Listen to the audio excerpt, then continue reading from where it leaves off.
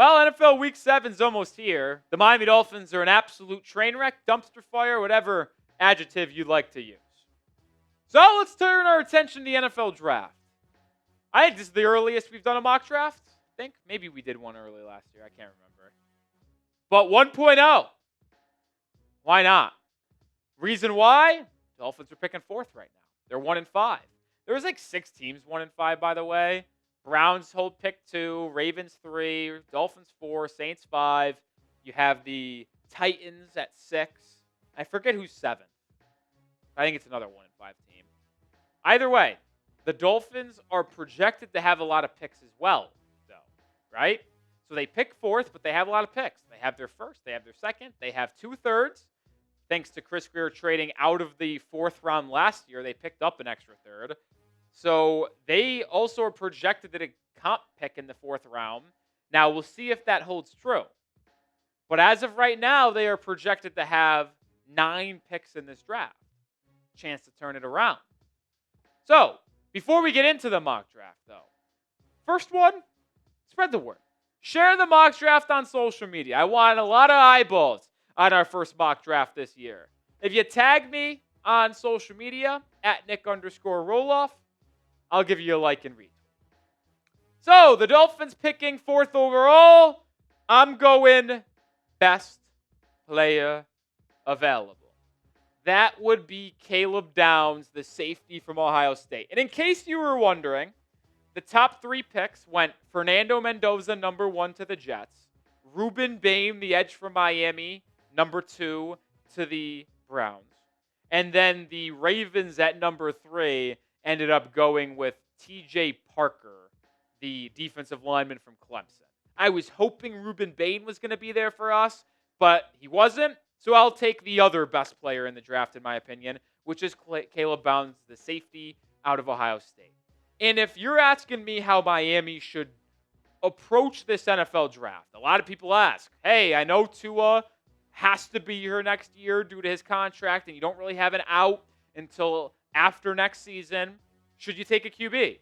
And I've said, hey, if you're picking the top 5, probably should.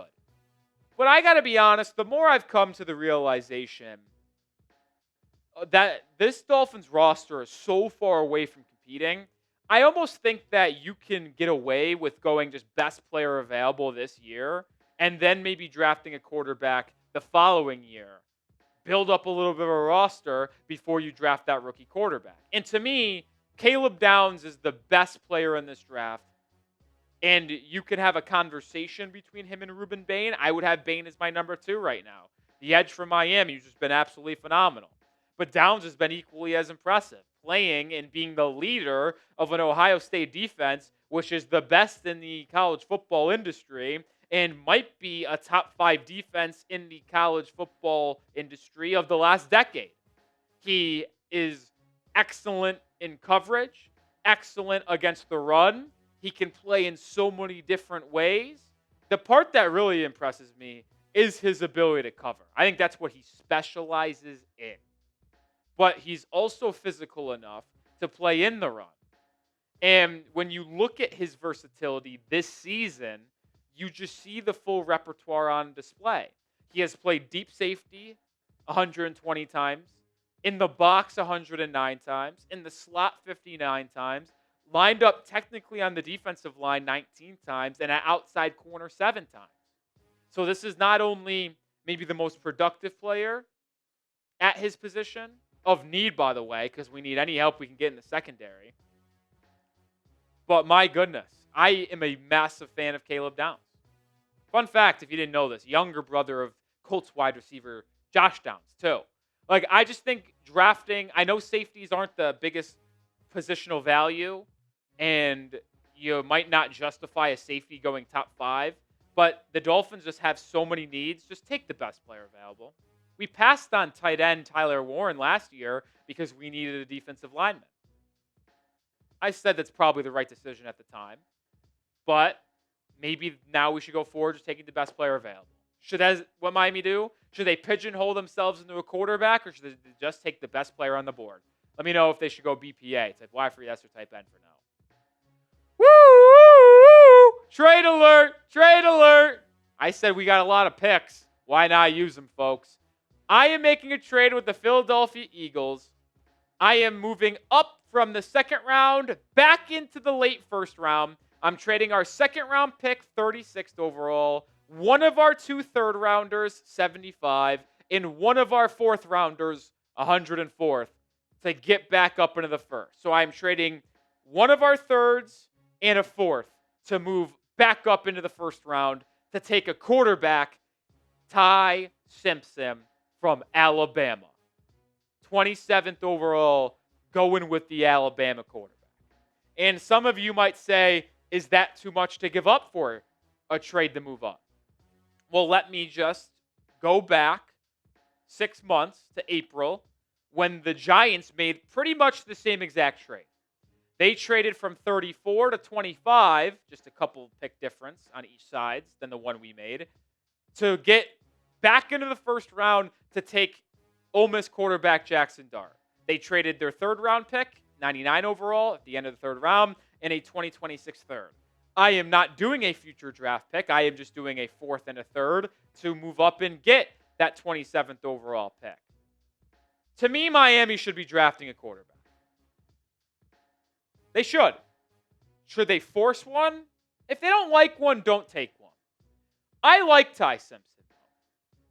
And I do think the Dolphins should try to draft one relatively early so you don't force yourself to have to take one in the following draft when you move off in the conclusion of the 2026 season. And I know people are going to be lazy in the comments. I know you guys. I know. I just also know how the fan works. I brought up an Alabama quarterback. He would be hypothetically replacing an Alabama quarterback in Tua. Don't be out on Ty Simpson just because the two went to the same school. That is lazy, and it is honestly bad football knowledge because Ty Simpson has been phenomenal this year. And listen, he was bad in week 1 against the Florida State Seminoles. But since then, he has been nothing short of sensational. And he is catapulting himself into the Heisman conversation alongside Fernando Mendoza and Dante Moore. And he is also catapulting himself into the top of this QB class. Where if you had to ask me right now who I predict are the top 3 quarterbacks taken, I think my predictions would be, in any order, Mendoza, Simpson, Sellers. I think those are going to be the top 3 taken. I know a lot of people are going to mention Dante Moore from Oregon. I'm not the biggest fan of Dante Moore. I also think he stays in school another year to try to become the QB1 of next year's draft. And it's very dependent on your next head coach, in my opinion, on how you draft at quarterback to fit that scheme and system that you ultimately implement when you hire a new offensive coordinator or you hire an offensive mind. But when you watch Ty Simpson at Alabama right now, he is running the most pro-style offense there is with Kalen DeBoer in Alabama. And he's executing at an extremely high level. You see his accuracy. You see arm strength. You see out-of-structure playmaking. That play against Missouri where he scrambles out to the right, makes a man miss, plants his feet, takes another step inside, and fires a 20-yard dart to the end zone for a tutty was super impressive to me. He's been really good this season for the Crimson Tide. And he bided his time. He sat behind Milroe. He sat behind Bryce Young. He was the 3rd-string QB when Young was still there. Then backed up Milroe for a couple years. And now is the starter, and he's flourishing inside that Kalen DeBoer pro-style offense. A lot of people are very high on this kid, and he's continuing to climb the ranks. There is a realistic chance, folks, that we look back on this video in April, a couple weeks before the draft, and we'll be like, that was fun. Remember when you could get Ty Simpson at like 27, at 30 in mock drafts? Because he's not making it outside the top 10. I think that's a realistic outcome for this kid. We'll ultimately see how the season plays out. But Ty Simpson has been awesome, and he's been fun to watch so far this season for Alabama. And we'll just continue to see him tested week in, week out against the SEC, which is without a question the best conference in college football right now.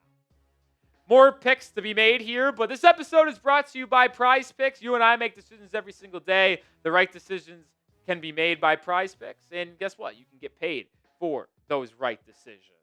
All you do is pick more or less on at least 2 player stats. If you get your picks right, you could cash in. How you play is up to you. If you want flexibility, choose Flex Play, where you can get paid even if one of your picks misses. And if you want the biggest payouts, go for the Power Play. No matter your play, PrizePicks is a great way to put your takes to the test. They also offer injury reboots. If one of your players leaves the game in the first half and doesn't return, PrizePicks won't count it as a loss. You can also be flexible in how you play. You want to go daily? You want to go season long? You can. Well, basketball starts up next week. I got more than Brandon Miller, 22 points per game this season, less than Dylan Harper, 13.2 points per game this season, and more than Luka Doncic, 29.1 points per game this season. So you could even go season long if you wanted to in basketball. Download the PrizePicks app today and use code CLNS to get $50 in lineups after you play your first $5 lineup. That's code CLNS to get $50 in lineups after you play your first $5 lineup. PrizePicks. It's good to be right. So no second round pick. We moved up. We head to our other third round selection where I have the Dolphins going to the trenches in the form of Zion Young, the edge from Missouri, with our 68th pick early in the third round. Zion Young, fascinating player, started his career at Michigan State, transferred to Missouri, where he has been ultra productive for a Tigers defense that has helped them be a top 25 team in college football this season. He's got 7 TFLs, 3 sacks, 2 forced fumbles, and he even knows when to get the hands up to force some PBUs. He's got 2 of them. He plays the run game extremely well. He plays the pass game really well. Zion Young is an all-around defensive lineman who, when I think is all said and done, could be a very likely early day 2 pick, maybe even a late first-round selection. Like, you go back a year ago, our first couple of mock drafts had Armand Membu being selected by us. We were picking him in the 3rd round. Another Missouri player. And he went top 10. So, like, right now, we're in the data gathering process, film watching process, and there's a lot of season to be had, and a lot of pre-meetings, and a lot of combines, and a lot of pro days. So things can change. And I'm willing to bet this kid, when all things are said and done, is closer to the 1st round than the 3rd round. I'll go out on the limb and say that right now. Because I like his size. I like his production. And when you watch his film, he jumps off the page defensively to me. He has a 21% pass rush win rate. He has a 10% run stop rate, both ranking inside the top 10 percentiles, in the 90th percentile for both of those. Like, he has just been good against the run, good at getting after the quarterback. You saw the number. He's 6'5", 240, 250, and he can rush the passer with speed, with power. He sets the edge. Zion Young is a very, very fascinating young edge rusher. And with Miami needing one for the future, Bradley Chubb and Jalen Phillips not long for this organization. Matthew Judon going to be a one-and-done player here as well.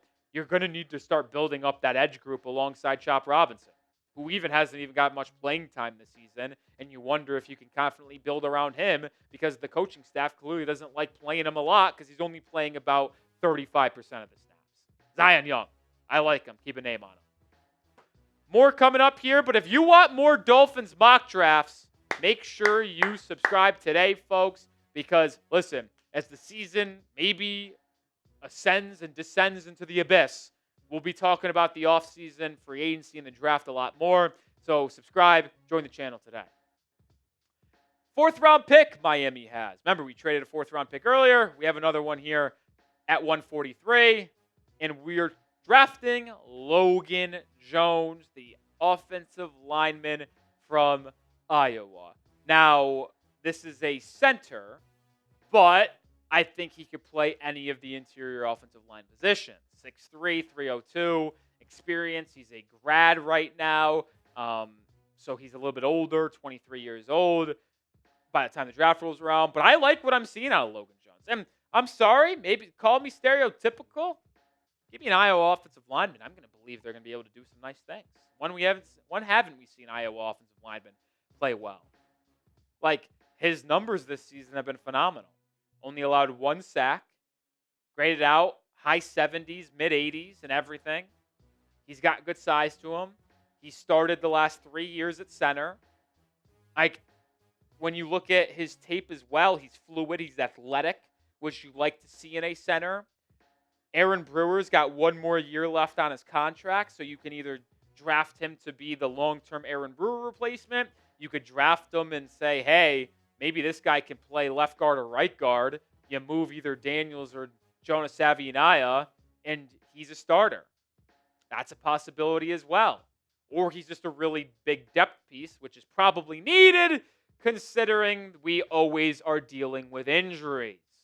I think Logan Jones is a very intriguing option here. Another name to keep your eye on far away from the draft process as an option for Miami in the middle rounds of the NFL draft. We head to the 7th round, where we go with defensive lineman out of LSU, Bernard Gooden. And this is a player that has been making a name for himself this year for the LSU Tigers defensively. And he's had an interesting career path. Started at Wake Forest, transfers to South Florida, now in the Power 4 LSU. He's a little bit undersized, 5th-year senior, 6'1", 268. But he has been very productive for the LSU Tigers this season. Simply put, I mean, he's been great. He's generated 13 pressures, 1.5 sacks. He's been great at rushing the passer from the interior. Now, does he need to work on stopping the run? There's no doubt about it. And that goes back to his undersized frame a little bit. Only a 3.8% run stop rate on Pro Football Focus. But when Miami's trenches are as brutal as it is, you have to take swings at that position. You just have to. Kenneth Grant has not looked good. Jordan Phillips has been promising, but there's no guarantee there. Zach Sealer looks bad. Benito Jones is on a 1-year deal. You have Zeke Biggers, but adding talent at that position is a must. And yes, he is a little bit undersized, but if he can generate pressure up the middle from that defensive line, I'll take the chance. Shout out Willie Finns, by the way. He was the one who put me on to Bernard Gooden, keeping an eye on him for the rest of the season, as you should as well for a potential day 3 steal. This was our mock draft. Let's recap it. We went Caleb Downs with the 4th overall pick, the Ohio State safety. Then we traded up from the 2nd round using our 3rd and 4th round picks to get the 27th spot, where we drafted Ty Simpson, the quarterback from Alabama. We went Zion Young, the edge from Missouri, in the 3rd round. Logan Jones in the 4th round out of Iowa, interior offensive lineman who has played exclusively center. And then the defensive lineman from LSU, Bernard Gooden, with the 7th round, 217th selection. So you saw my first mock draft of 2026. 1.0. We'll build on this from now until late April. We'll probably get up to 17, 18. Hell, maybe even we get to 20 mock drafts this year if the Dolphins are truly out of it, drafting inside the top 5. Grade the initial mock draft if you can. Some of you might not even know these players, which is very valid. I'm doing a lot of research, and I'm still in the research process of this draft class. But A, B, C, D, or F, let me know your thoughts. And if you want more around the Dolphins or have a question, hit me up on social media /Twitter. Nick_Roloff is my handle. If you guys reply to me, I'll reply back. I ain't scared. So go give me a follow right now.